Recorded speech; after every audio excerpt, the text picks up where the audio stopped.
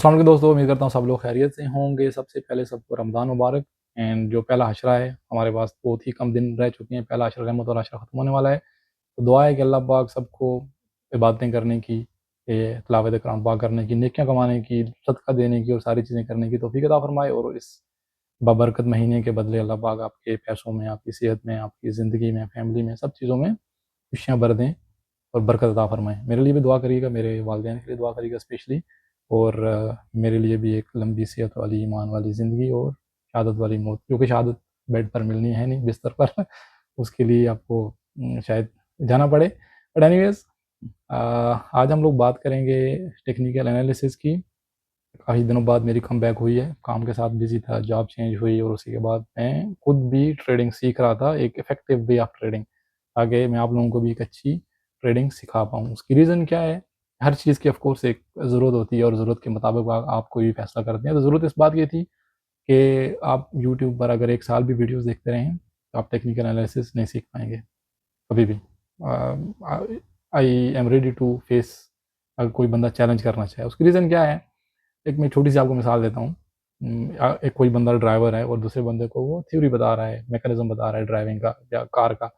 वो ब्रेकिंग का मैकेनिज़्म उसको बता रहा है, उसको स्टीयरिंग का मैकेनिज़्म बता रहा है, उसको वो सीट एडजस्टमेंट का मैकेनिज़्म बता रहा है। जो मिरर्स हैं उनका फ़ंक्शन बता रहा है, इंजन का फ़ंक्शन बता रहा है, या कार का जो पूरा एसी का मैकेनिज़्म है वो उसको बता रहा है, राइट? तो क्या ख़्याल है कि ये सारी चीज़ें इवन जानने के बाद, याद करने के बाद भी आप जाकर गाड़ी चला पाएँगे? नहीं कर पाएँगे, राइट? उसकी रीज़न क्या है? मैकेनिज्म तो आपकी एक अवेयरनेस है, एक थ्योरी है, राइट? बट उसको स्टार्ट कैसे करना है, उसके कुछ स्टेप्स रहेंगे। आपने हैंड ब्रेक निकालनी है, आपने इंजन को स्टार्ट करना है, आपने सीट को एडजस्ट करना है, आपने उसके बाद जो गियर चेंज करना है, एक्सेलेरेटर दबाना है, राइट? ये सारी चीज़ें करनी है, उसके बाद फिर आपकी कार जो है वो मूव होगी। तो सेम ऐसे ही अगर हम लोग ट्रेडिंग के बारे में बात करें, अगर आपको कैंडलस्टिक पैटर्न्स पता चल गए, आपको जो प्राइस चार्ट्स हैं वो पता चल गए, आपको टेक्निकल जो इंडिकेटर्स हैं, मैकडी है, ऑसिलेटर्स हैं जितने भी, सही है, स्टोचैस्टिक है, आपके पास फिबोनाची रिट्रेसमेंट है, सही है, बहुत ज़्यादा है, बहुत ज़्यादा है।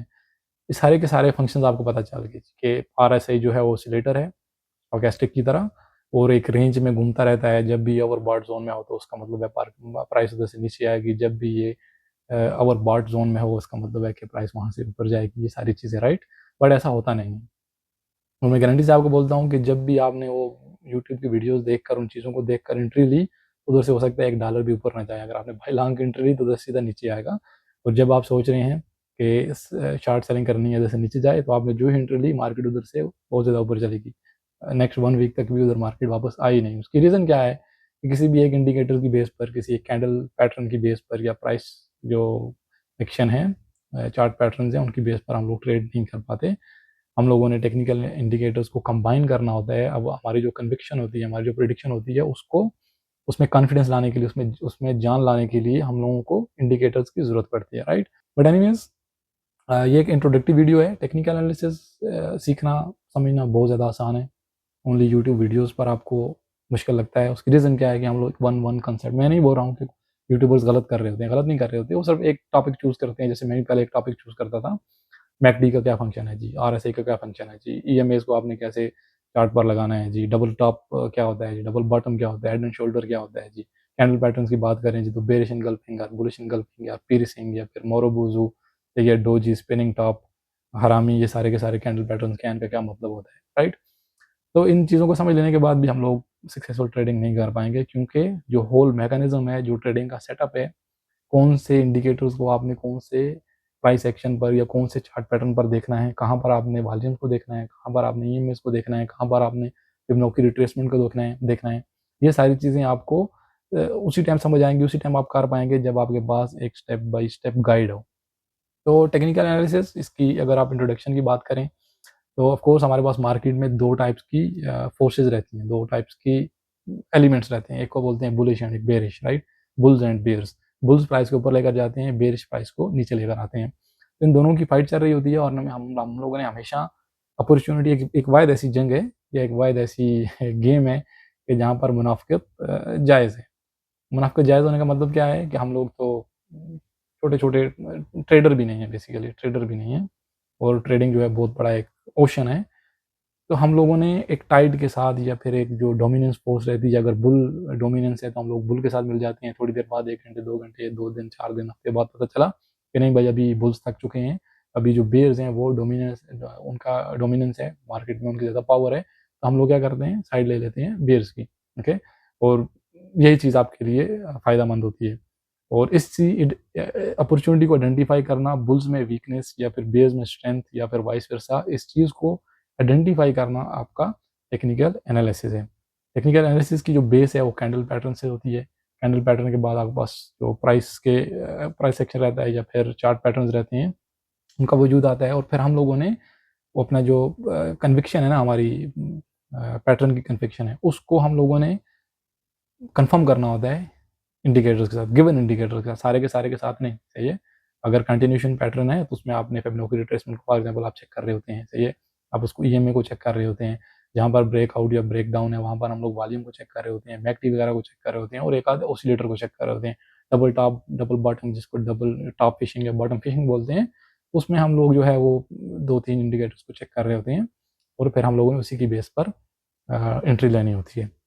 और टेक्निकल एनालिसिस की, इसको सीखने की एक और अच्छी चीज़ ये भी है कि आपको आपका रिस्क एंड रिवार्ड रेशियो बताता है। क्योंकि मैं अगर मार्केट में ब्लाइंडली आया और एंट्री ले ली, तो जहाँ से मैंने एंट्री ली उधर से मार्केट जो मैंने सोचा था वैसा कभी भी नहीं होता। क्योंकि हम लोग क्या कर रहे होते हैं, इधर से मार्केट ऊपर जाए तो हम लोग मार्केट ऊपर लेकर जा नहीं सकते। हम लोगों ने सिंपली क्या करना होता है, फोर्स आइडेंटिफाई करनी होती है, जो सिग्निफिकेंस होता है या फिर जो डोमिनेंस होता है, हमने उसको आइडेंटिफाई करना होता है और उसके साथ हम लोगों ने चलना होता है। ओके, तो ये स्मार्ट मनी कंसेप्ट, आईसीटी और ये ब्ला ब्ला ब्ला और 400 टू $4 मिलियन या $40 टू $4,000 वाले जो कंसेप्ट हैं उनको भूलें।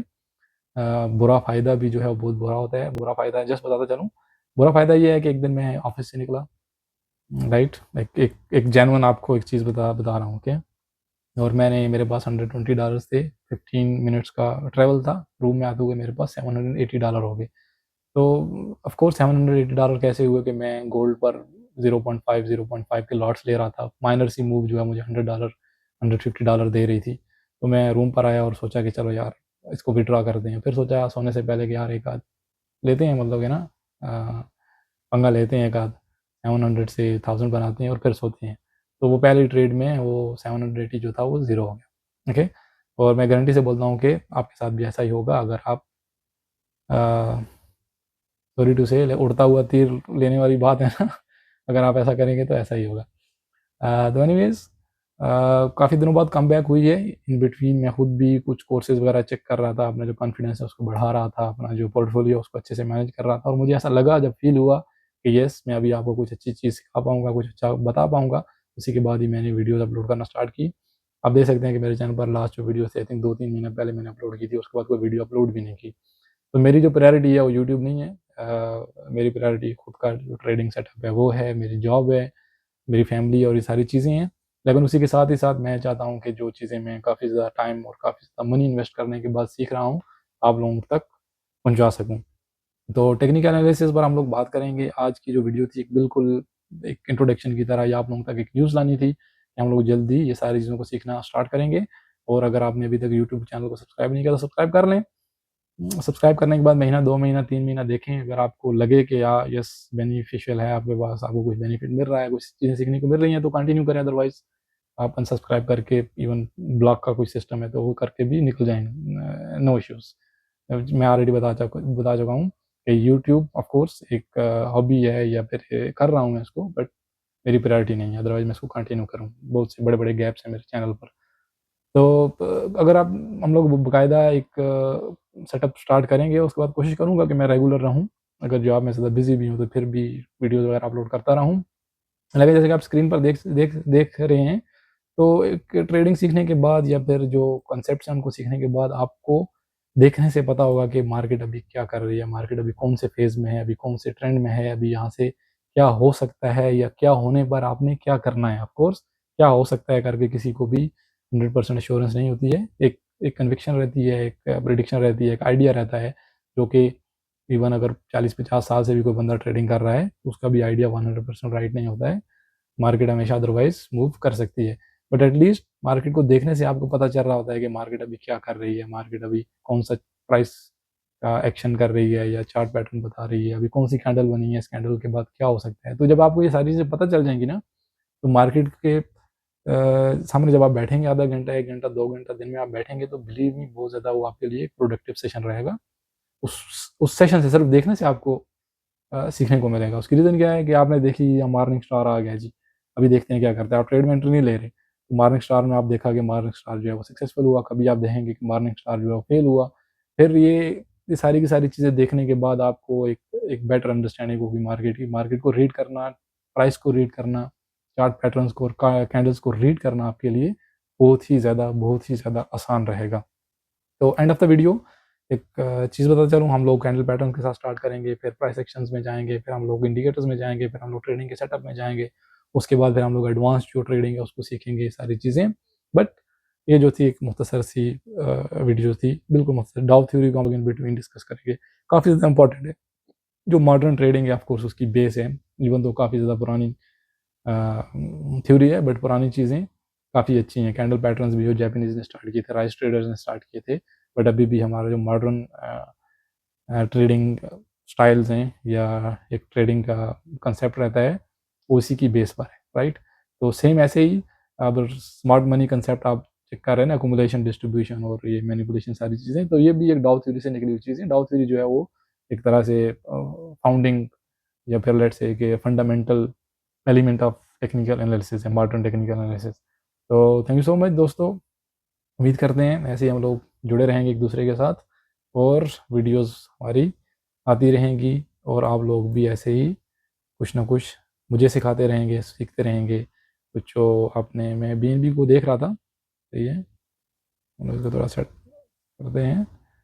तो अभी ब्रेक डाउन का सिर्फ वेट है, कौन सी साइड से ब्रेक डाउन होता है और आपने कैसे एंट्री लेनी है। आपने हमेशा ऑफकोर्स ब्रेक डाउन पर या ब्रेक अप पर या फिर कंफर्मेशन पर एंट्री लेनी होती है।